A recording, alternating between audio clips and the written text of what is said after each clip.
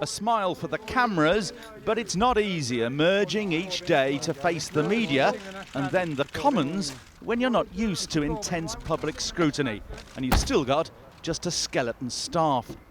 So the new Labour leaders' comings and goings haven't all been smooth. Watch this from yesterday morning when a BBC cameraman says he was pulled back by Corbyn's government driver so that he hit his head against a car and ended up overnight in hospital. A woman producer was also slightly injured. I got into the car. Apparently, somebody's camera fell to the floor during the melee between all these different cameramen. And he then pulled the car door open just as it was pulling it off, as we were pulling off, and said to me his camera had fallen. I said, "I'm sorry about that, but it's hardly my responsibility if you lot are pushing each other." And so that was the end of it. This picture, though, shows the cameraman, James Webb, on a hospital trolley, his eye bruised, his neck in a brace. And today he was off sick. Friends say he feels Corbyn should have shown a lot more concern.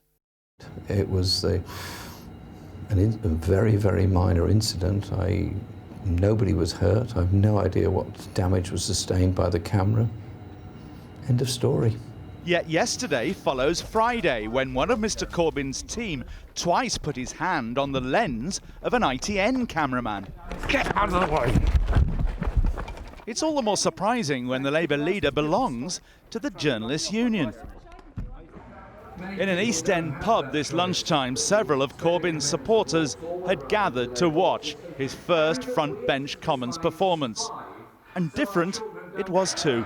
And I asked one from a woman called Marie, from Stephen, from Claire, from Gail, and from Angela. What did you think of it? Very good, very positive.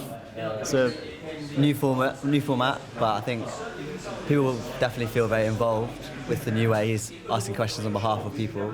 Fabulous. I think he was genuinely, just seemed like a really nice guy and is trying to do something different. I think it was a wonderful democratic gesture to take in 6 questions from the people of Britain. Fantastic.